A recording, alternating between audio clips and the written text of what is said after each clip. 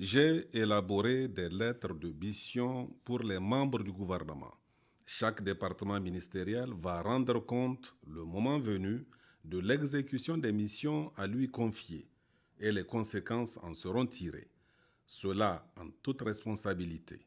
Il s'agit de notre devoir sacré de redevabilité envers le peuple nigérien. En tout état de cause, à un moment ou à un autre, chacun rendra compte de ses actes devant le peuple, devant l'histoire et devant le Créateur. C'est aussi vrai pour les gouvernants que pour les agents publics, les pères de famille et chaque citoyen. Fin de citation. Général de brigade Abdraman Chani, président du Conseil national pour la sauvegarde de la patrie CNSP, chef de l'État. Message à la nation à l'occasion du 66e anniversaire de la proclamation de la République, 18 décembre 2024.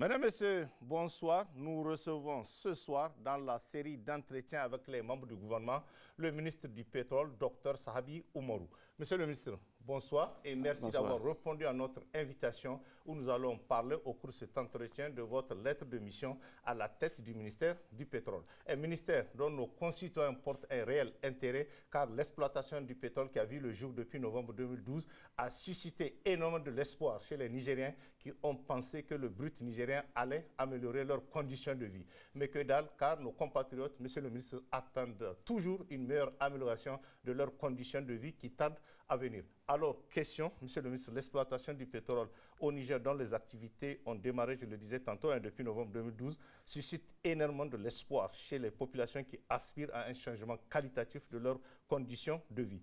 Pouvez-vous nous faire l'état des lieux de l'exploitation du pétrole nigérien depuis 2012 à ce jour et l'espoir est-il toujours permis aujourd'hui, monsieur le ministre? Merci en tout cas pour l'opportunité que vous m'offrez de parler de ce secteur combien stratégique, combien vital à l'économie nigérienne. Mais permettez-moi, avant de répondre à votre question, de réitérer toute ma gratitude à son Excellence Monsieur le Président du Conseil national pour la patrie, chef de l'État, pour la confiance placée en moi. Je mesure en tout cas la gravité, la charge et l'attente des Nigériens qui est grande. Je peux peut-être rappeler, comme vous l'avez dit, la lettre de mission qui m'a été confiée par son Excellence Monsieur le Président, qui tourne autour de 3 axes majeurs. Premièrement, il s'agit de renforcer le dispositif d'encadrement des ressources pétrolières et gazières afin d'optimiser leur contribution à l'économie nationale. Deuxième axe, définir un cadre propice aux investissements pour diversifier l'exploitation des ressources pétrolières et gazières. Troisièmement, mettre en place un dispositif de mesure de résultats, d'évaluation et de performance des actions du ministère. Peut-être avant de répondre également à votre question, je voudrais un peu préciser. Quand on parle du secteur pétrolier de façon générale, on fait allusion à 2 ensembles. Il faut distinguer entre le secteur pétrolier dit amont et le secteur pétrolier dit aval. D'accord. C'est quoi l'amont? L'amont regroupe toutes les opérations de prospection, de recherche, de développement, d'exploitation et des travaux d'abandon, ainsi que le transport par canalisation. Le code pétrolier régit l'amont. Donc aujourd'hui, nous avons 4 opérateurs qui sont sous contrat PPP, CPP, à savoir l'opérateur le plus ancien, la CNPC, les Chinois. Les Chinois. Ensuite, on a les Algériens, CIPEX, on a les Anglais, Savannah, et dernièrement, notre géant national, la SUNDEP, à qui le chef de l'État, en tout cas dans son élan patriotique, a changé, modifié le rôle et la place de la SUNDEP dans le secteur pétrolier. Quant au secteur pétrolier aval, il regroupe toutes les opérations de raffinage, d'importation, d'exploitation, de transport, de stockage, de distribution et de consommation de produits pétroliers. Maintenant, pour revenir à l'état de lieu en tant que tel, ce que j'ai compris, en tout cas les 6 mois que suis à la tête de ce ministère. Ça fait 6 mois seulement. Hein? 6 mois. Ah oui, d'accord. Ce que j'ai compris, il y a des enjeux qui sont majeurs. Le premier enjeu est contractuel, puisque tout se base sur le contrat. C'est-à-dire que c'est au stade du contrat, quand on négocie, que chacun des parties doit être armé, vigilante pour défendre ses intérêts. Le second enjeu, c'est le suivi.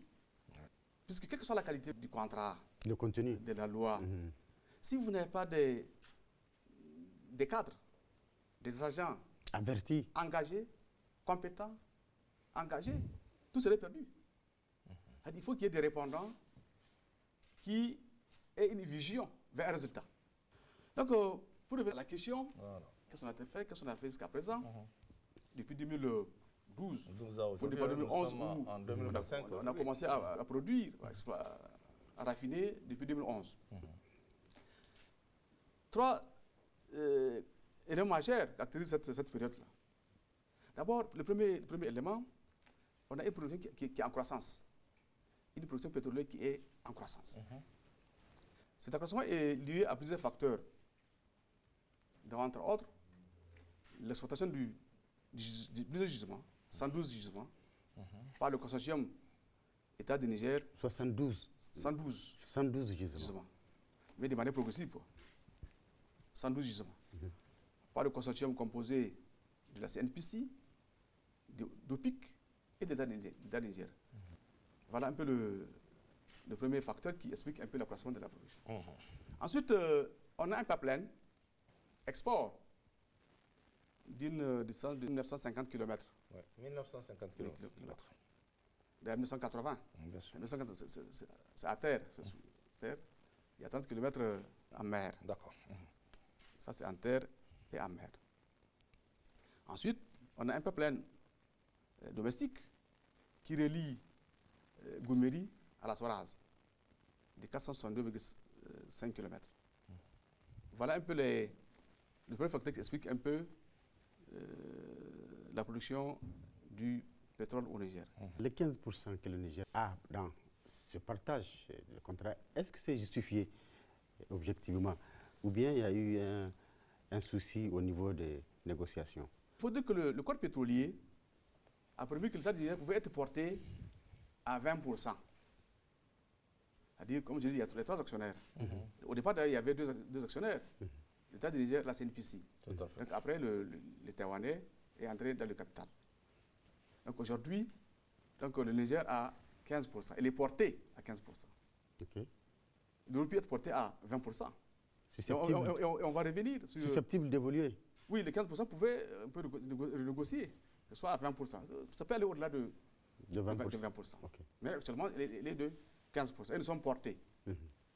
Voilà un peu la situation. Pour ce qui est de ce premier aspect. Le deuxième aspect, c'est la mise en place d'un cadre législatif, réglementaire et contractuel attractif.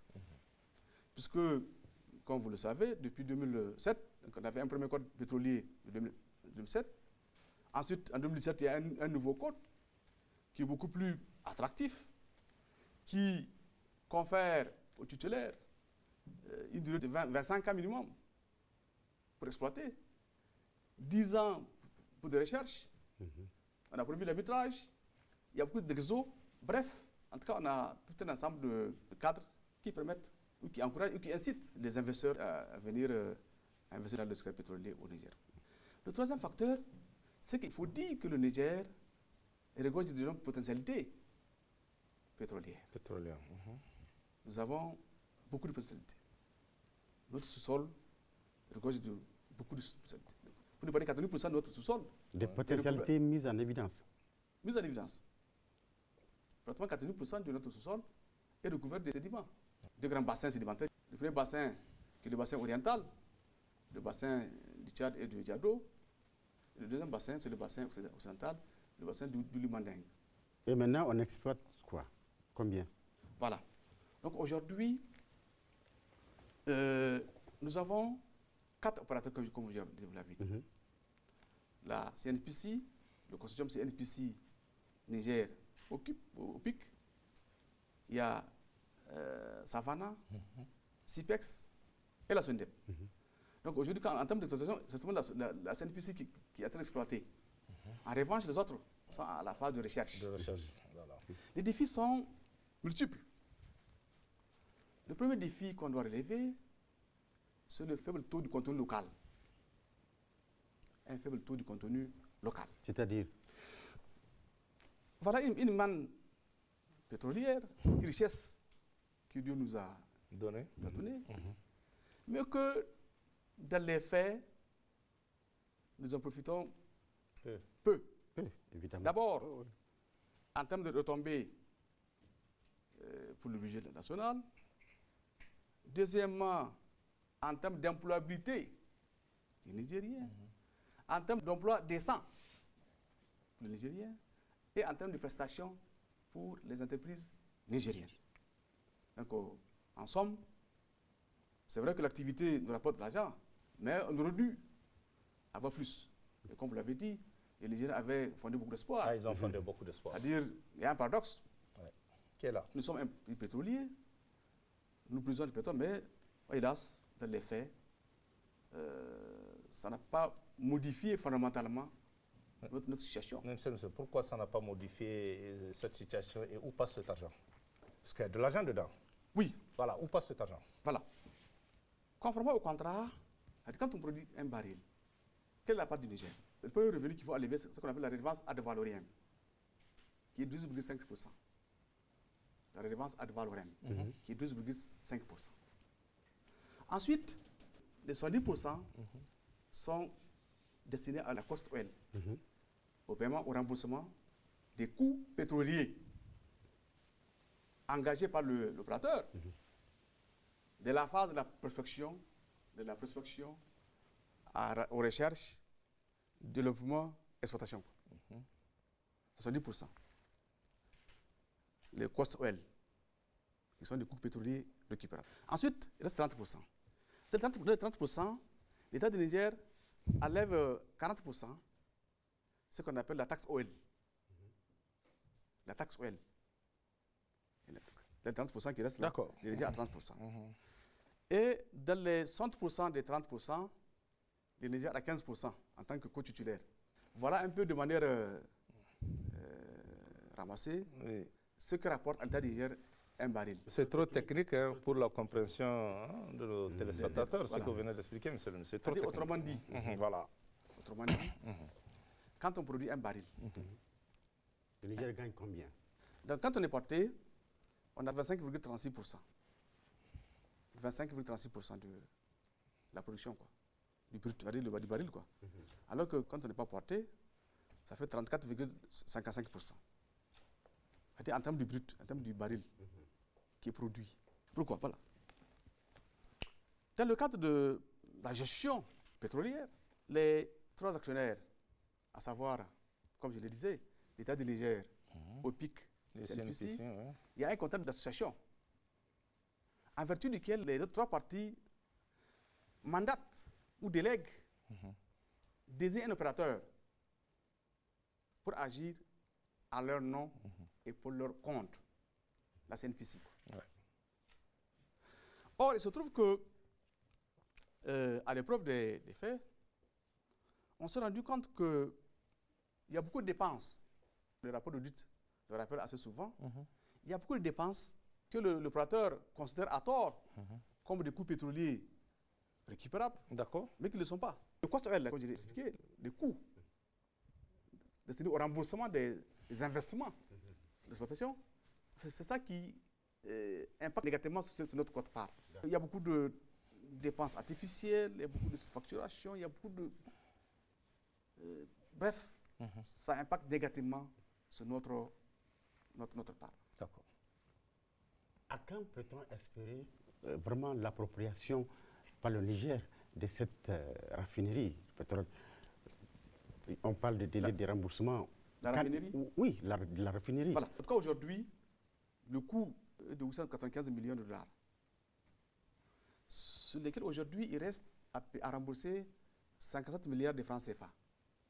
Donc cette année, semble-t-il, ils vont rembourser 57 milliards. Donc il va rester que 50 milliards à rembourser. Arrêtez ici, la CNPC a une double qualité. Actionnaire majoritaire et créancier. En même temps. En même temps. C'est 60-40. L'État du Niger est actionnaire à hauteur de 40%. Donc nous sommes actionnaires majoritaires. Tout récemment, ce que vous l'avez remarqué, j'étais à la SORAS. En octobre dernier, j'ai participé à l'AG de la SORAS. Justement, au niveau parmi les points que nous avons demandé, enfin, nous avons inscrits à l'ordre du jour de cette Assemblée générale, c'est d'abord la grille salariale. La grille salariale. Et ensuite, le plan pour nigérialiser les postes. Ouais. Donc là, j'avais instruit le DG pour soumettre au conseil d'administration une grille uniformisée de salaire. Voilà un point commun à tous les opérateurs. La CNPC internationale, qui est actionnaire majoritaire à la SORAS, CNPC NP et à OPCO, a signé des conventions de détachement des agents expatriés auprès de ces trois sociétés-là. Donc aujourd'hui, ces sociétés, les expatriés, sont employés par ces sociétés, mais ils ne sont pas employés de ces sociétés-là. C'est le statut d'expatrié qui pose problème. Voilà, c'est-à-dire, ils sont employés par ces sociétés, mais ils ne sont pas employés de ces sociétés. Autrement dit, l'expatrié. Ils ne sont pas comptés dans l'effectif. Voilà l'effectif. Et que la Convention dit qu'ils n'ont pas de contrat de travail avec SORAS, par exemple. Donc, ils ne sont pas payés par la SORAS. Ils sont payés par la SORAS. Mais à l'exposition par l'actionnaire majoritaire de la CNPC. Or, ce que nous avons écrit, ça semble un peu compliqué, ça. Non, on a écrit à la CNPC pour dire que cette convention est illégale. D'abord, pour la SORAS, cette convention est prise en voiture du pacte d'actionnaires. Le pacte d'actionnaires qui a été signé entre l'État du Niger et CNPC. Or, ce pacte dit que l'actionnaire CNPC s'oblige, à la demande de la société, à mettre à disposition du personnel technique, du personnel de gestion, des ouvriers et techniciens, conformément à la règlementation en vigueur au Niger. Or, la convention de détachement n'est pas conforme à la convention de détachement. Donc nous avons écrit pour dire que cette convention est illégale. C'est le point d'achoppement. Voilà. D'accord. Et ensuite, pour revenir à ça, c'est quoi la conséquence? Comme ils ne sont pas agents, nous avons demandé d'harmoniser. Or, comme il y a un seul personnel, il n'y a rien à harmoniser. Bien sûr. Pardon? On a dit il faut uniformiser la grille. Or, comme ils ne sont pas agents, et ce qui est. Bon, c'est ce qu'on dit, mais ils sont agents. Mais la société, elle est au Niger. Elle est au Niger. Voilà, elle est au Niger. Elle est installée Et au Niger. ce qui est assez curieux, quand on regarde, en tout cas, l'audit fait par le cabinet, a établi qu'en 2023, le salaire moyen d'un expatrié est de 8 378 $. Le salaire moyen. Alors que pour le Nigérien, c'est 658 $. D'accord. En 2024, où on a cru devoir ajuster, augmenter le salaire des Nigériens, le salaire moyen de l'expatrié est de 8 678, alors que celui du Niger est de 1 200 $. C'est pour dire qu'en fait, jusqu'à présent. Or, voilà l'enjeu fondamental. Si on veut attirer les jeunes, la diaspora, qui nous suivent, ils veulent même venir. Tout à fait. Mais ils veulent venir peut-être en qualité de prestataire, mais pas en tant que employé, parce que bon, c'est pas. Ça pose problème. D'accord. Monsieur le ministre, avant d'aller à l'autre question, il y a deux petites questions que je voulais poser, parce que vous allez parler de nigérisation au niveau de la SORAS. Et aujourd'hui, on sait tous les documents qui sont là, c'est en chinois, alors qu'ils devraient normalement être traduits depuis l'installation en français. Ça n'a jamais été fait jusqu'à la date. Puisque j'ai eu l'occasion de visiter cette raffinerie, les documents sont encore en chinois. Comment on peut nigériser ces postes avec des documents en chinois? Ça, c'est la première question. Et parlant toujours de la SORAS, parce que vous avez expliqué les conditions, on peut dire aujourd'hui que le contrat de la SORAS a été mal négocié ou pas? Parce que c'est de ça qu'il s'agit. Actuellement, vous avez à la SORAS 442 Nigériens, 129 expatriés. Oui, tout à fait. Nous avons posé la question. Les expatriés continuent à occuper les postes clés, Jusqu'à aujourd'hui. à savoir la gestion, Voilà. la production et la maintenance. C'est-à-dire, bon, on peut dire que nous sommes nombreux, c'est pas mauvais en soi. Mais véritablement, les Nigériens ne peuvent pas, à eux seuls, gérer une raffinerie dans ces conditions. On n'a pas encore d'expertise. Oui, on n'en a pas. Et c'est pourquoi d'ailleurs... Parce qu'on n'a pas voulu. Et c'est pourquoi d'ailleurs... On n'a pas voulu, monsieur le ministre. De bonne heure, j'ai compris ce problème. Voilà pourquoi, en ce moment, quand j'étais parti en Algérie, j'ai sollicité l'appui de l'Algérie pour nous accompagner dans le transfert de compétences. Puisque l'un des enjeux, même si on n'a pas d'enjeux, si on a le savoir-faire, c'est déjà bien. Ce qu'on avait, avec l'arrivée des Algériens, on a reçu au moins 2-3 délégations cette année, ce qu'on avait convenu avec eux, c'est d'envoyer 39 agents à la SORAS. Donc nous avons demandé à la SORAS, comme on a compris que si on s'en tient au programme, à la formation qui est donnée par la SORAS elle-même, il n'y aurait jamais de réel Monsieur le ministre, transfert. comment on peut expliquer 13 ans après, parce qu'on est en 2025, que jusqu'ici ces documents qui devraient être traduits en français ne l'ont pas fait, c'est un chinois. Comment on peut expliquer ça? Ça fait 13 ans aujourd'hui. Oui. Donc, justement, donc, avant de continuer, j'allais continuer. Oui. Donc les Algériens nous ont répondu. Sur les 39 postes, les 23 n'ont pas de profil. Parce qu'en réalité, c'est vrai que nous sommes un peu en partie de sable. C'est-à-dire le recrutement n'est pas fait sur des bases de compétences. Qu'est-ce qu'il faut faire? Tant qu'il n'y a pas de problème, bon, ils peuvent continuer à travailler, mais le jour où il y a le moins de problèmes, ils peuvent rien faire. Pour répondre à votre question, justement, nous avons posé la question. Toutes les données comptables, financières, le logiciel sont en chinois. Sont en chinois et pilotés depuis la Chine. Depuis la Chine. Voilà. Et en chinois. Et c'est normal ça? Nous avons posé la question à quelqu'un. Est-ce que c'est normal ça? En tout cas, d'avoir la SORAS, personne ne peut. Ah, c'est pas normal. Voilà. Voilà pourquoi les Algériens nous ont dit la même chose. Ils ont construit une raffinerie similaire. Hein. Tout était en chinois. Mais ils ont tout modifié. Ils ont tout modifié pour amener en arabe et Ce que nous, on n'a pas fait ici. Parce que pourtant, c'est écrit dans le contrat qu'on devrait normalement traduire ces documents en français. Oui. C'est noir et blanc dans le contrat que moi j'ai eu l'occasion de voir. Oui. Mais ça n'a jamais été fait. Donc, vraiment, c'est pour dire que l'enjeu pour nous, c'est d'abord le savoir-faire. Donc les Algériens sont disposés à recevoir. Vous voulez dire qu'on est en situation de faiblesse pour le moment? En tout cas, à ce niveau-là, c'est une évidence que tout le monde connaît. C'est qu'on va envoyer les 39 agents en stage d'immersion. Il y aura une grande maintenance le 20 avril. Donc, idéalement, ils vont passer un mois avant la maintenance. Quoi. Ils vont faire un ben à l'IAP. Ensuite, ils vont un peu suivre l'expérience avant de participer à la grande maintenance. Peut-être 2 mois. C'est pas plus concret de le faire sur place? Possible de le faire, mais peut-être on va le faire dans un second temps. Parce qu'ici, on parle de maintenance. D'accord. En fait, notre maintenance, c'est l'année prochaine, en 2026.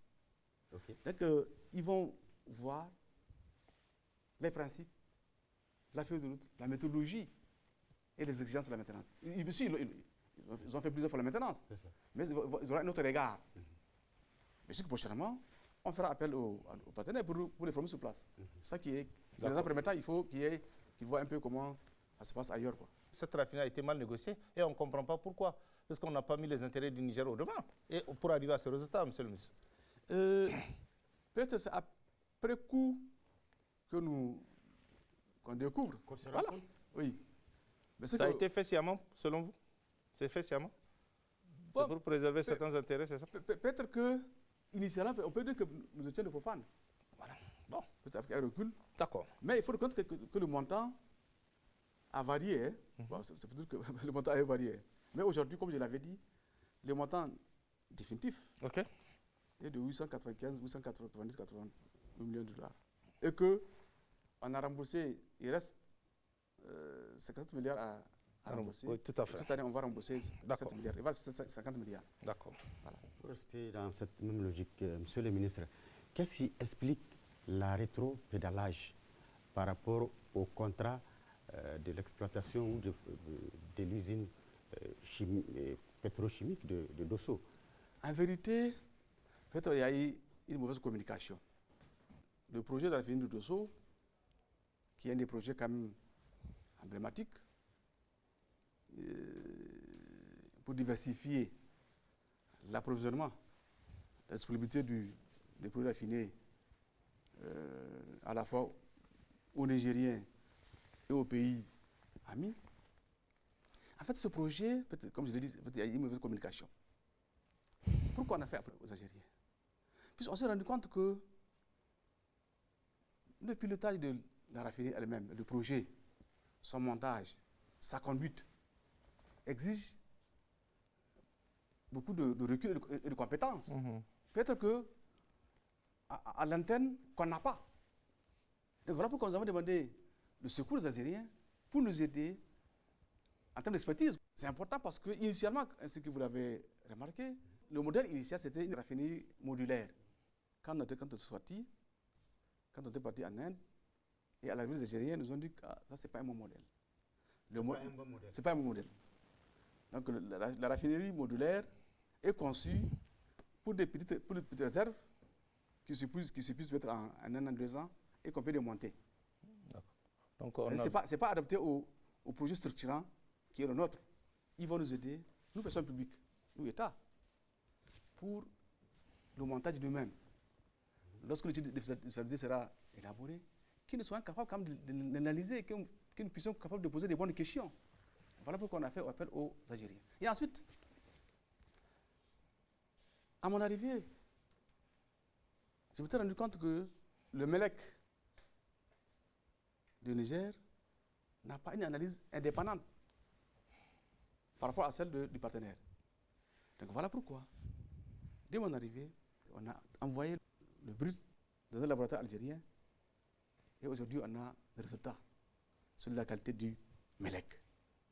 Et c'est une bonne nouvelle, nous avons un bon produit, moins soufré, et avec lequel on peut raffiner tout ce qu'on veut. Sur la raffinerie elle-même, donc comme vous le savez, nous avons signé un MOU avec l'entreprise Zimar. Zimar, voilà. Pour parler de Zimar. L'entreprise Zimar. Voilà. C'est quoi l'objet du MOU? Zimar va d'abord élaborer une étude de faisabilité. Cette étude de faisabilité doit être soumise aux services compétents de l'État qui vont évaluer. D'accord. Voilà. Après, si l'État estime que les éléments sont convaincants, les garanties de financement sont données, on va au contrat avec Zimar. D'accord. Pour le moment, en fait, nous n'avons pas de contrat avec Zimar. C'est pas un contrat, on n'a pas signé un contrat avec Zimar. C'est quoi, non? Il faut préciser. C'est quoi, non? Puisqu'on a vu la cérémonie où vous étiez en fait, c'était la table avec Zimar. C'était un MOU. Voilà. C'était un MOU, quoi. Qui engage le Niger? Non, mais il n'est pas engageant.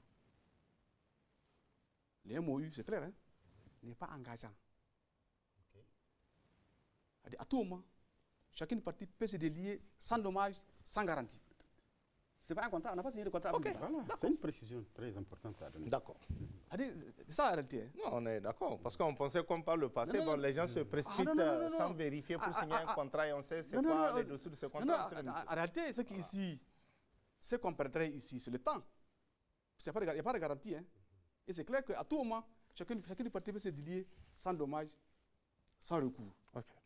Zimar a fini l'étude de terrain.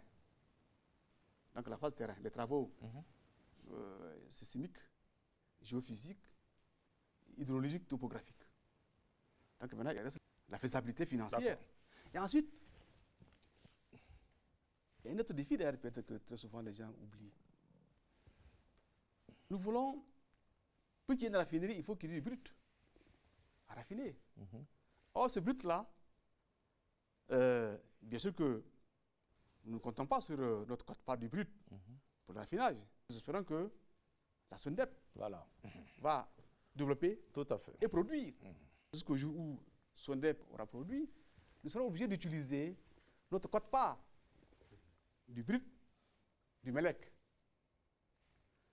Or, ça veut dire quoi? Ça veut dire que nous allons approcher nos partenaires pour discuter avec eux sur les conditions et les modalités de mise à disposition de notre quote-part du brut à la raffinerie.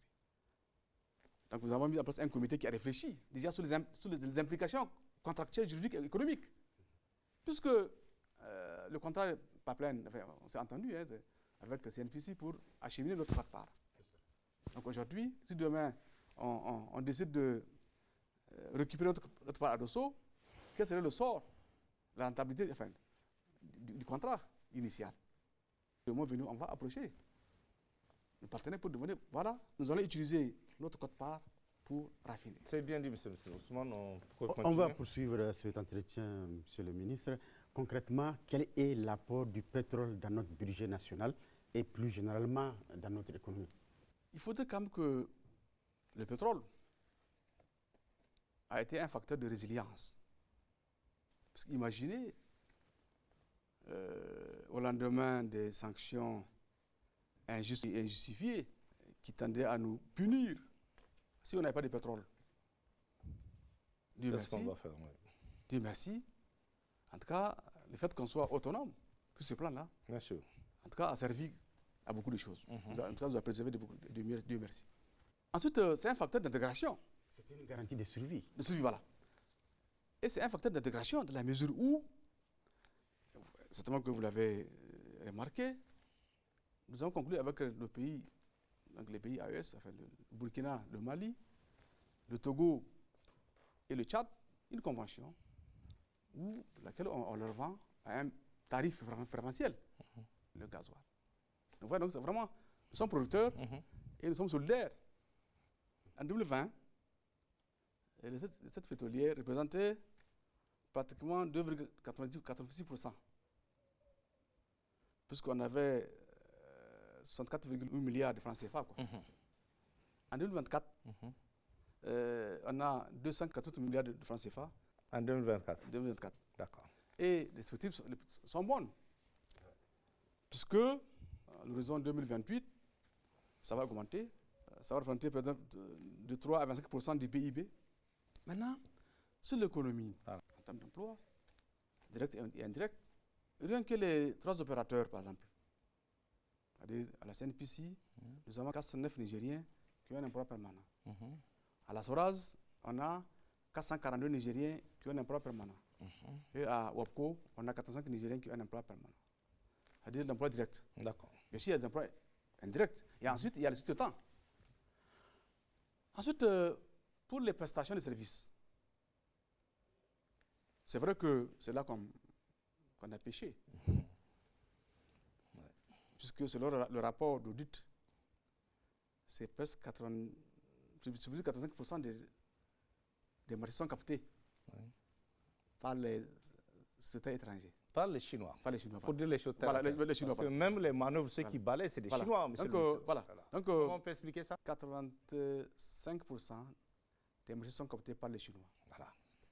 Donc on a 10 à 12%, 10 à 15% maximum des marchés qui reviennent aux Nigériens. Quoi. En fait, comment l'expliquer? Même les manœuvres, il faut qu'on prenne des manœuvres de la Chine pour amener au Niger. Oui, en fait, oui. On peut expliquer ça? Donc je vais revenir sur ça. OK. Le contrat d'association entre l'État du Niger, la CNPC, NP et OPIC. Donc nous avons délégué, nous avons donné mandat à l'opérateur CNPC pour agir en nos noms. Et on a fermé les yeux. Nous sommes en train de mettre des mesures pour y remédier. Donc nous sommes titulaires. Nous avons délégué à l'opérateur. Cela veut dire quoi? Chaque année, nous ne sommes pas au stade de la production de l'information, l'expression des besoins, c'est-à-dire la vraie information. Quoi. Nous ne savons pas comment elle est produite. Et en aval également, nous ne savons pas comment ça a été exécuté. Donc nous intervenons à un niveau intermédiaire. Avant le 30 septembre, donc l'opérateur nous envoie le programme et le budget pour l'année suivante. Donc, à travers des comités, des sous-comités techniques, des comités techniques, des comités de gestion, des comités d'association. Il y a un dialogue qui s'opère. Mais vous n'avez pas les moyens d'apprécier la pertinence des En fait, données. C'est ce qu'on n'a pas fait. Et évidemment, ce qu'on aura à dire pour valider le budget lui-même, c'est théorique. C'est vrai que théorique, le budget est théorique. C'est vrai qu'en amont, comme je l'ai dit, on n'a pas participé à son élaboration. D'accord. Puisqu'on n'a personne au niveau de la gouvernance. Et en aval également, ce qu'on va faire, c'est que, à l'image de l'autre opérateur, au PIC, l'autre titulaire, au PIC qui a 20%, il a 4 agents au niveau de postes clés. Donc nous aussi, nous allons demander, nous allons envoyer des techniciens rompus, compétents et intègres. C'est ça le défi, hein, qui seront à toutes les phases, à la production de l'information et à l'exécution du budget. 3 ans, 4 ans, quand il y a audit, on dit qu'on a fait telle dépense. En fait, voilà le problème. L'un des problèmes, comme je l'avais dit, c'est le coût pétrolier récupérable. C'est quoi le coût pétrolier récupérable? Ce sont des dépenses, comme on l'a dit, ce sont les dépenses encourues par l'opérateur en exécution du contrat. Or, la notion de coût pétrolier récupérable est définie par la loi, par le coût pétrolier. Il s'agit des dépenses de prospection, les coûts de recherche, les coûts de développement et les coûts d'exploitation. Oui, vous l'avez expliqué tout à l'heure. Oui. Voilà. Donc, malheureusement, dans les faits, il y a beaucoup de dépenses que l'opérateur, tous les dons, les moutons, les... Monsieur le ministre, on revient à la question fondamentale. Hein, le contrat a été mal négocié. C'est pas sociétal. Hein. Justement, si c'est sociétal, il n'y a pas de problème. Non, si le sucre qui était aux gens était toute la RSE, il n'y a pas de problème. D'accord. Non, c'est un coût pétrolier récupérable. Vous avez tout à l'heure donné les chiffres hein, que génère l'exploitation du pétrole. Hein. Ça, on a vu en 2020 et en 2024, comme vous avez dit. Oui. On a vu c'est des milliards. Hein. Mais en ce moment, eux, les Nigériens, là, ils n'ont rien vu. Hein. Ils attendent toujours. Ça n'a rien changé dans la vie des Nigériens. Voilà. Comment on peut expliquer ça? Puisque vous l'avez dit. C'est des milliards que ça a généré. Mais où est passé cet argent? Pourquoi ça n'a pas eu un impact sur les Nigériens, la vie des Nigériens? En réalité, oui. Comme vous l'avez dit, nous produisons du pétrole. Nous aurions pu gagner plus. Parce qu'il n'y a pas un bon suivi des opérations pétrolières par l'État du Niger. Il y a beaucoup de dépenses. D'ailleurs, le cabinet d'audit a rejeté des montants à hauteur de 484 millions de dollars. Ah oui, c'est fait sciemment. Comme des coûts que l'opérateur a à tort considérés comme étant des coûts pétroliers récupérables. D'accord. Non justifiés. Non justifiés. Voilà. Ensuite, il y a double imputation. Double imputation. Oui. Double imputation. C'est-à-dire, quand vous regardez les Chinois, bien sûr. Pour parler d'eux. Ils sont logés et nourris. Oui. Mais quand vous regardez leur état de paiement, c'est des indemnités de logement. Voilà. Il y a une double prise en charge. Oui. Ensuite, il y a un problème, c'est le frais de siège. Les frais de siège. Chaque année, l'opérateur à qui nous avons délégué le pouvoir prend 2% du budget, mais chaque année, à chaque fois qu'il y a audit, l'auditeur dit que ce n'est pas justifié. Soit le montant est dépassé, soit que les dépenses ne sont pas justifiées. C'est quoi les frais de siège? Ça n'a jamais été corrigé.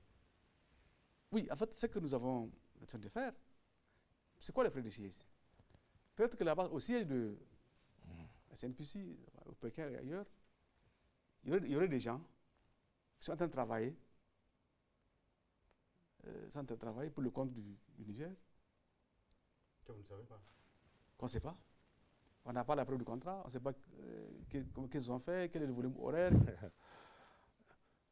Et en ce moment, il y avait toujours un ministère du pétrole qui est là. Oui. Voilà. Donc, nous avons l'intention d'organiser une mission au siège pour vérifier la réalité de ces dépenses-là.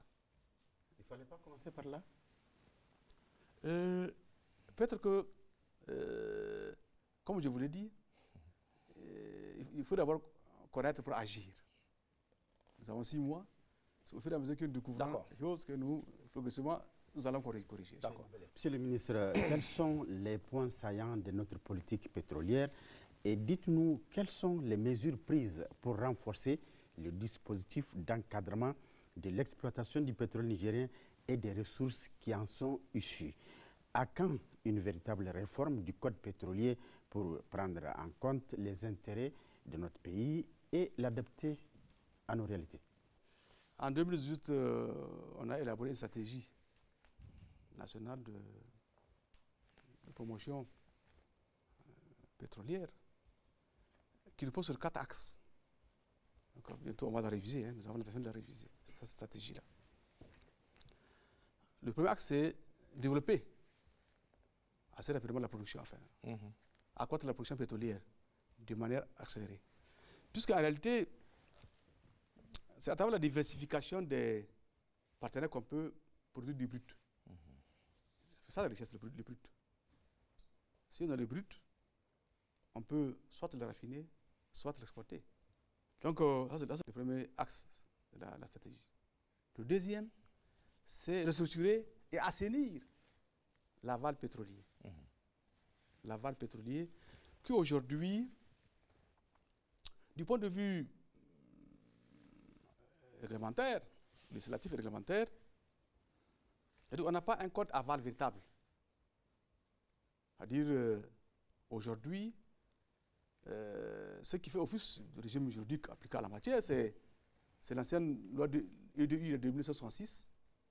En 2014, il y avait une loi réglementant le raffinage, la distribution, le stockage des produits pétroliers, mais qui n'a jamais été appliquée parce qu'elle a pris des décrets qui n'ont jamais été pris. D'accord. Donc aujourd'hui, Ça n'a jamais été pris.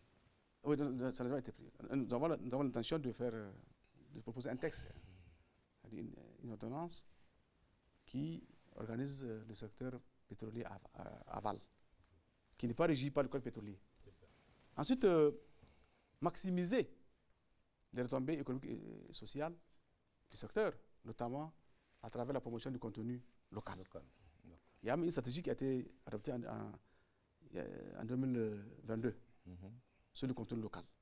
Deuxièmement, refondre le cadre sectoriel. Une refonte globale du dispositif juridique institutionnel sur le secteur. Mais le défi numéro 1, comme je l'ai dit, c'est le suivi. Quelle que soit la beauté texte, quelle que soit la qualité texte, tant qu'il n'y a pas un dispositif de suivi concret, pas formel. Le suivi qui n'a pas été fait pendant une dizaine d'années, c'est ça? Bon, en tout cas, on veut le renforcer. Ah voilà. Très bien. Pour ce qui est de l'audit de la SORAS, comme vous le savez, donc on a tout récemment effectué une mission à la SORAS où on a lancé officiellement l'audit. D'accord. Quel est l'intérêt de l'audit?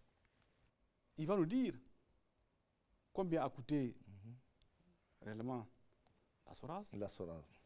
C'est bon à savoir. Comment elle a été gérée, quelles recommandations il faut formuler pour améliorer. D'accord. Cette audit va nous révéler quelque chose d'important. Parce qu'actuellement, l'une des charges de la SORAS, c'est le coût d'achat du brut. La formule de calcul d'achat ou de vente du brut à la SORAS date de 2011. Donc il y a une convention d'approvisionnement du brut à la SORAS. C'est ça. Cette formule de 2011 qui intervenait au début de l'exploitation. Mais aujourd'hui, beaucoup d'investissements ont été amortis. D'accord. D'abord, le pipe domestique. Là. Le pipe domestique de Dagadem-Mazender, de 462,5 km, est amorti. Il est la propriété de l'État du Niger. Or, dans le calcul, de 2011, c'est normal, de 2011, ce n'est pas amorti. C'est inclus.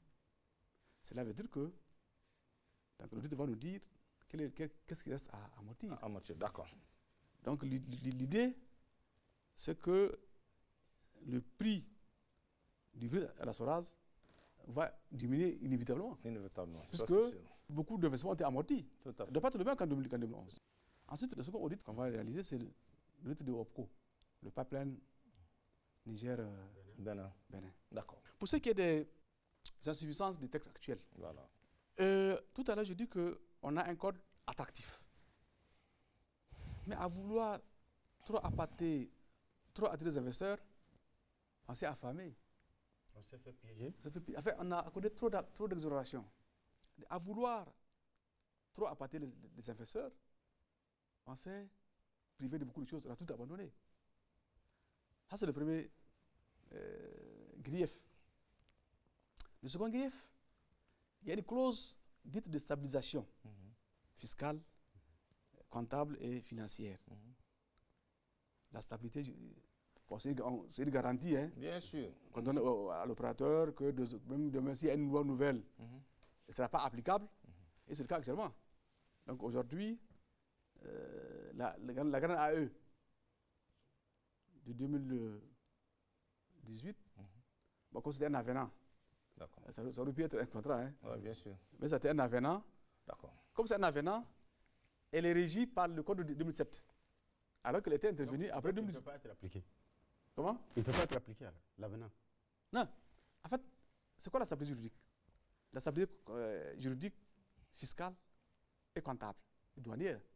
C'est que, voilà, le contrat a été signé sous l'empire d'un texte déterminé à une époque déterminée.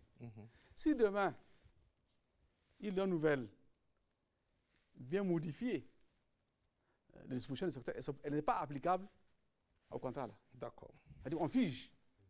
Mais à l'expérience, on s'est aperçu que si les principes doivent demeurer, il faut peut-être un peu le tempérer. Il n'y a aucune flexibilité. Oui, parce que vous voyez, tout à l'heure, je vous ai dit que le contrat est signé pour une durée de 25 ans, enfin, renouvelable. Hein. 25 ans, on va comme ça. Et ensuite, derrière, l'exonération est étendue aux sous-traitants. Sous-traitants du premier degré, du second degré, du troisième degré, quatrième degré, de manière infinie. Et malgré tout? À l'opérateur, sous-traitant, sous-traitant, sous-traitant, sous-traitant. Donc, bref, sur ce plan, donc la stabilité doit être un peu tempérée. Sur le principe doit demeurer, mais il faut l'aménager, comme je l'ai dit, et le limiter dans son champ et dans le temps. D'accord. Monsieur le ministre, pouvons-nous avoir une idée des investissements réalisés à ce jour dans l'exploitation du pétrole nigérien et dans la même lancée, qu'en est-il de l'évacuation du pétrole par le port de Sémé au Bénin? On en a évoqué tout à l'heure. D'accord. On estime que plus de 11 milliards de dollars ont été investis dans le secteur pétrolier. Là, pour un peu éclater, la CNPC dit avoir investi 7 milliards 48 millions de dollars. Sous réserve d'audit. D'audit, oui. Puisqu'on n'a pas audité Bien sûr. la construction des installations. D'accord. Sous réserve d'audit. Ensuite, WAPCO, le pipeline WAPCO, en tout cas, a coûté 2,32 milliards de dollars. Ouais. Là également, il faut auditer. Il faut auditer. Parce arrêtez, pour WAPCO, d'ailleurs, Ouais. nous sommes en train de payer sur la base d'un coût prévisionnel, puisqu'on a commencé à exploiter. Bien sûr. Or, Un coût prévisionnel. oui, comme on n'a pas audité, on ne sait pas en définitive combien ça nous a coûté. Ensuite, CAFRA, à peu près 26 millions de dollars. En tout cas, 226 dollars. 300, en tout cas, dollars. CIPEX, Savara, 200 quelque chose, sous réserve de l'audit. Toujours sous réserve. En fait, c'est quoi le problème? Le grand piège dans les 6 mois que j'ai passés, en réalité, le suivi doit être permanent. Voilà. Depuis la phase de la conception, même non, conception. de prospection jusqu'à la phase d'exploitation. Ouais. Parce qu'en fait, c'est quoi le problème? Le partenaire on va l'autoriser à faire la prospection, on va l'autoriser à faire la recherche et on va l'autoriser à exploiter.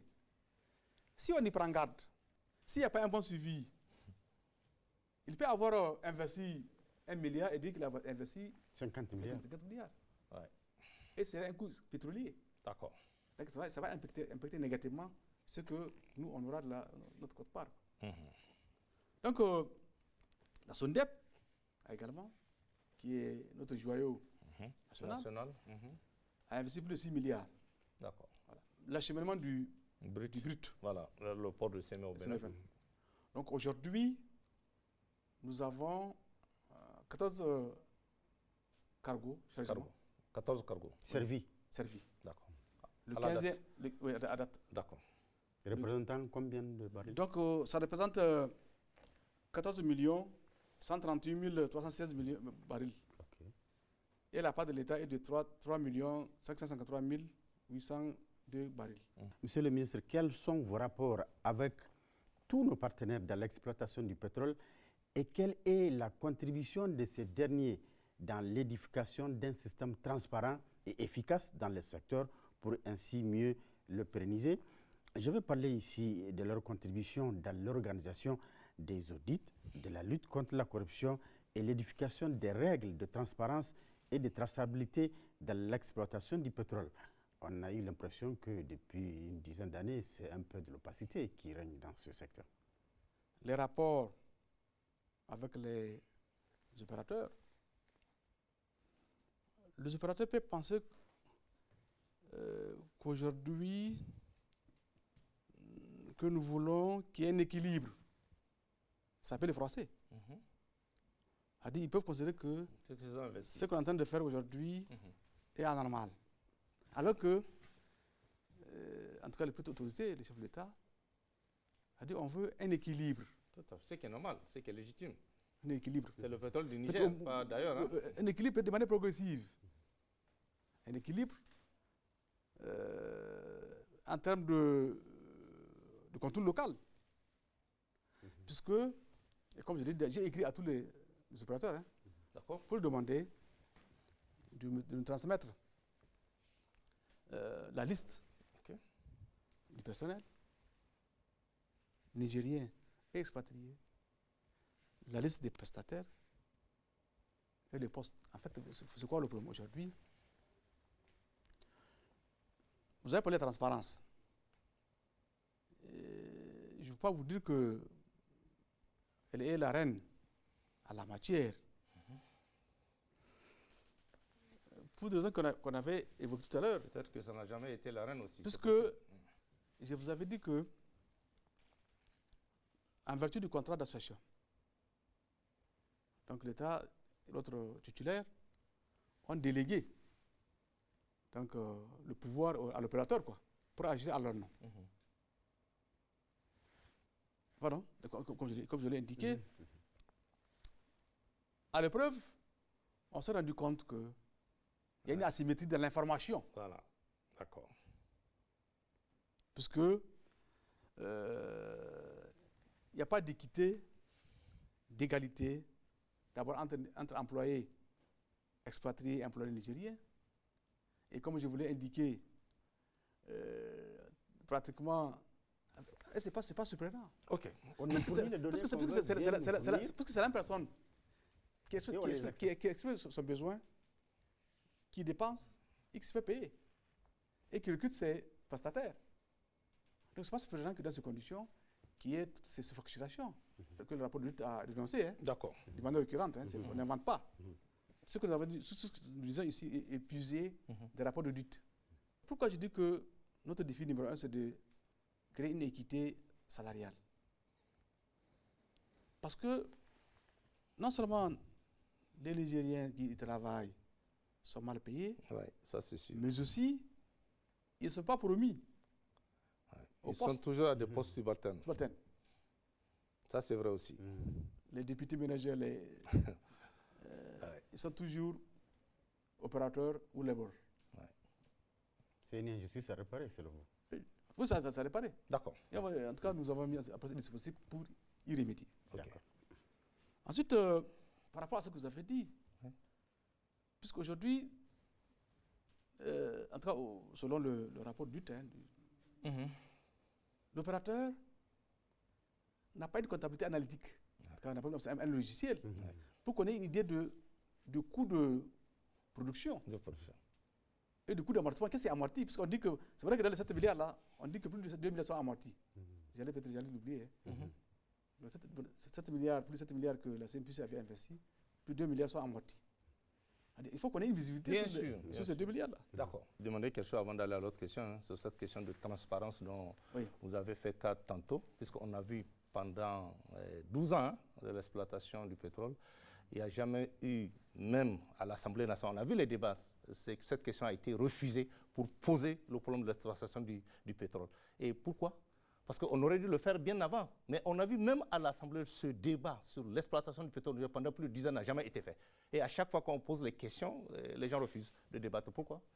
C'est toujours par manque de transparence, on sait quoi exactement. Ce que je sais, Voilà. Qu'est-ce que vous savez? ce que j'en sais, quand il s'est agi de construire le pipe, il y avait une loi de projet, D'accord? autrement dit, et qui est d'ailleurs disponible sur le site du TUE. On a considéré que tous les avantages qu'offre le code des investissements peut-être ne sont pas suffisants. Le projet a encore accordé d'autres avantages à l'opérateur pour la mise en œuvre du projet de... Hors code d'investissement. Oui, quand vous regardez, il y a la loi du projet, où pratiquement on a accordé beaucoup d'exonérations spéciales à l'opérateur pour réaliser le pipeline export. Mais ça ne s'explique pas qu'on ne dise pas aux Nigériens qu'est-ce qui est sorti des recettes de pétrole à ce moment. Si on a fait ce débat à l'Assemblée, on saura où passe l'argent du pétrole. Parce que jusqu'ici, beaucoup se posent des questions, où passe l'argent du pétrole? Vous savez où se passe l'argent du pétrole?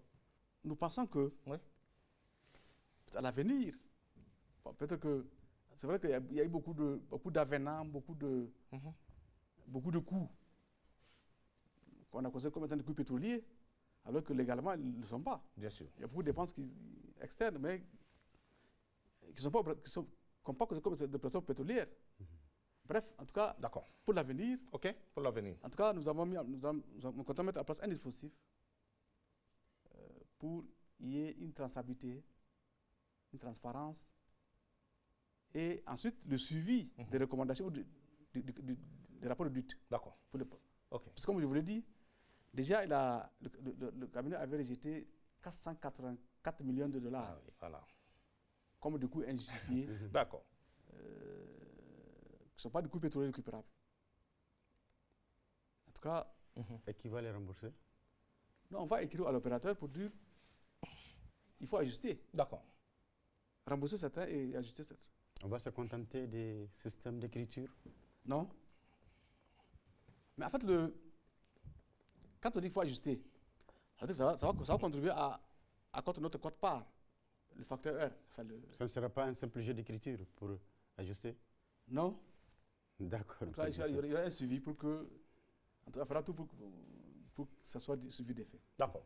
On va avancer, hein. Monsieur le ministre. La SONIDEP, comme la SORAS, ils connaissent quelques difficultés. Pouvez-vous nous faire l'état des lieux de la situation et quelles sont les dispositions prises par votre département ministériel afin d'y remédier? Parce qu'on l'a souvent vu, la SORAS accuse, pour dire les choses terre à terre, la SONIDEP de ne pas payer le pétrole qu'elle prend avec SORAS. Ça, on a vu ce débat, même par communiqué interposé entre les deux sociétés. Et de l'autre côté aussi, la SONIDEP, elle dit que ce n'est pas le cas. C'est où se trouve la vérité? Pourquoi la SONIDEP ne paye pas la SORAS? Ce couple vendeur-acheteur, oui, voilà. qui dit vente, dit souvent des frictions, des dettes. Enfin, oui, des dettes. C'est naturel. Oui, mais la SONIDEP, elle vend. Le pétrole, là, il est vendu dans toutes les stations au Niger et ailleurs. Voilà, c'est ça la vérité, puisque tout le monde vient à la pompe payer. Et où passe cet argent?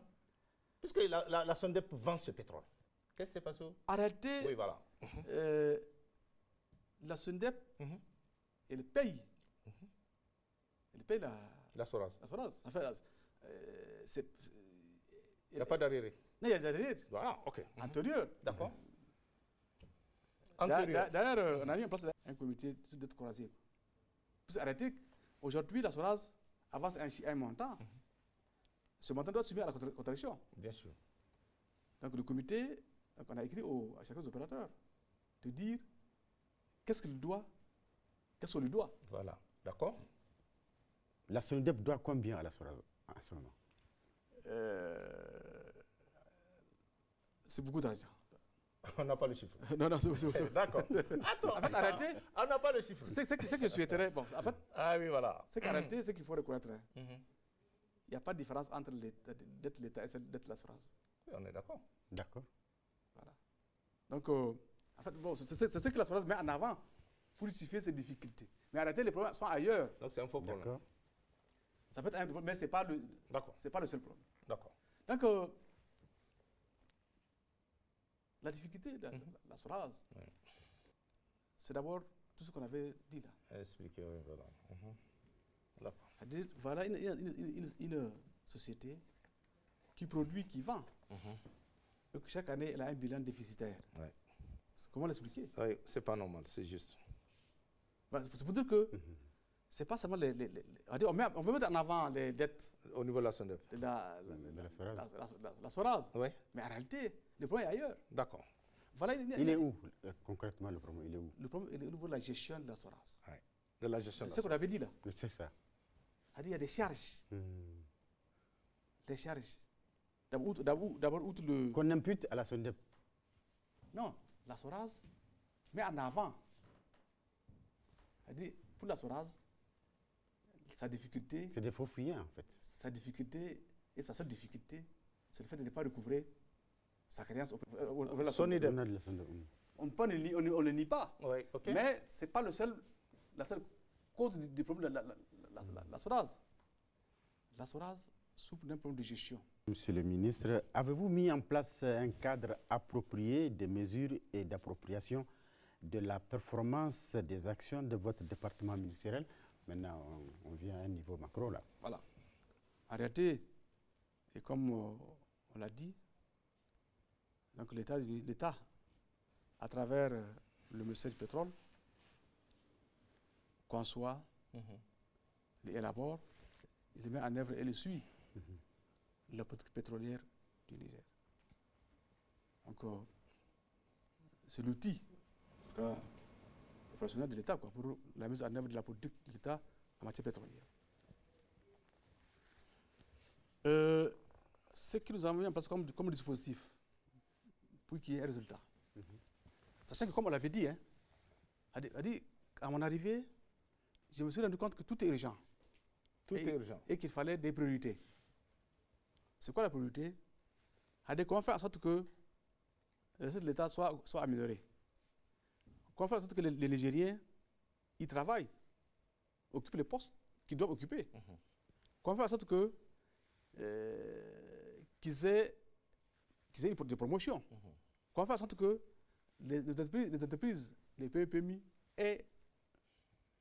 puissent prester? Donc voilà un peu l'objectif ultime et fondamental, quoi. C'était l'urgence à gérer. Voilà, à gérer. Pour ce faire, ce que nous avons fait, c'est d'abord organiser les différents comités, comme je l'avais dit. Puisque tous les opérateurs sous contrat, CPP, doivent transmettre au ministère le programme de travaux et le budget pour l'année suivante. Donc nous avons redynamisé les équipes, puisqu'il y a un échange entre les parties, quoi. Donc, les parties, il y a des sous-comités techniques, quoi, par matière, quoi, budget. Voilà. Vous êtes inscrit dans l'anticipation. Voilà. Ensuite, il y a eu des sous-comités techniques, le comité de gestion qui réunit les trois parties. C'est une discussion très chaude. Cette dépense-là n'est pas justifiée. Ah oui. Et Dieu merci, en tout cas, ça a permis de d'élaguer beaucoup de dépenses qui étaient injustifiées, que s'il n'y avait pas cette vigilance, ça allait passer. Ça allait passer. Et ça allait jouer, sachant que toute dépense joue, bien sûr, impacte négativement. Et à l'arrivée, quand il s'agit de valider le projet, il y a beaucoup d'acquis, en fait, pour les choses qu'on avait, beaucoup de points. Outre le fait que beaucoup de dépenses ont été élaguées, ont été supprimées parce qu'elles ne sont pas justifiées pour cette année, quoi. D'accord. Sur l'assistance juridique, l'opérateur a un avocat qu'il paye et les frais d'avocat sont considérés comme étant les frais de coût pétrolier. Ouais. Nous avons exigé à ce que nous aussi qu'on ait la possibilité d'avoir un avocat. Pourquoi? Parce que, si vous vous rappelez, on avait négocié le contrat d'avance là, pour commercialiser ensemble le brut. Oui, d'accord. Or, ils avaient des avocats qui les guidaient. Qui les guidaient. Et nous, on n'en a pas. Et les frais de l'avocat, là, sont des coûts pétroliers récupérables. Ouais. Or, ici, nous sommes en position d'intérêt. Bien sûr. Pardon? Or, Nous, on n'avait pas ces avocats, nous? Non, nous, on n'a pas pris d'avocat. On n'a pas pris d'avocat. De tout temps, on n'avait pas d'avocat. Non, on a des cabinets qui nous Ok, assistent. d'accord. Oui, il y a des cabinets qui nous assistent. Ok. Mais il faut des conseils spécifiques. Bien sûr, bien sûr. Donc, désormais, Mhm. on a essayé de obliger que l'État du Niger a droit à une assistance juridique. D'accord. Permanente. Oui, comme l'opérateur. C'est ça. Ok. Pour finir, hein, Monsieur le ministre, dans le cadre de la Confédération AES, avez-vous ou envisagez-vous une politique commune en matière d'exploitation des ressources pétrolières? J'avoue que, bien sûr, c'est une ambition. La Confédération, quand même, c'est notre espace Commun. d'intégration. Mais jusqu'à présent, on n'a pas encore discuté avec les autres. Le Mali et le Burkina Faso? autres Vos ministères. collègues ministres. Comme, vous savez, nous sommes les seuls pays producteurs de pétrole. Du pétrole. Et ils sont plus Dans l'or. consommateurs que producteurs, quoi. Nous n'avons pas oublié nos amis. Oui, bien sûr. Et voilà pourquoi, comme je vous l'avais dit, nous avons signé des conventions D'accord. avec la SORAS pour vendre en tout cas le gasoil ou en tout cas le produit bien raffiné sûr. à un prix préférentiel. Ouais. Je fonde l'espoir que dans les prochains mois, D'accord. nous allons nous réunir pour définir une politique commune D'accord. sous l'impulsion des plus hautes autorités. Monsieur le ministre, quel sera le mot de la fin? Nous allons mettre en place un dispositif de renforcement des capacités des acteurs nigériens, que ce soit le personnel, que ce soit les entreprises. Puis arrêtez, tout repose sur la compétence. Puisque quelle que soit votre richesse, si vous n'avez pas de ressources humaines, les entreprises capables de les porter, on sera toujours victime des investisseurs, enfin, Des abus. des abus. Il y aura toujours cette asymétrie de compétences. C'est ça, c'est ça. Bien sûr qu'inévitablement, on doit se faire accompagner par des cabinets, mais il faut qu'on soit capable de poser des bonnes questions. C'est ça. Il faut ne pas rater le coup. Et c'est pour ça que nous sommes allés en Algérie. OK. Nous avons la conviction que nos frères algériens sont disposés à nous accompagner dans le renforcement des capacités de nos acteurs, et en amont et en aval. Merci, monsieur le ministre. Et pour beaucoup plus de transparence, hein, je dois ajouter qu'il a manqué pendant plus de 10 ans dans l'exploitation du pétrole. Ou bien, monsieur le ministre? Oui. Et c'est sûr qu'avec le CNSP, cela ne souffre d'aucune ambiguïté. Ah oui. En tout cas, Oui. la volonté du CNP, comme Elle je est l'ai là. dit, c'est d'équilibrer, Oui, tout à fait. un équilibre pour D'accord. que cette manne soit profitable aux Aux populations. populations. Ah oui, bien sûr. La souveraineté, On tend vers gagnant-gagnant. voilà. D'accord. Gagnant-gagnant ne soit pas un vain mot. D'accord. Merci. Merci, beaucoup. merci, monsieur le Ah, ministre. merci. Merci beaucoup. Merci. Merci. Mesdames, messieurs, c'est la fin de cet entretien. Merci de l'avoir suivi. Et nous poursuivons cette série d'entretiens avec les ministres tout au long de cette semaine. Excellente soirée à tous. Au revoir.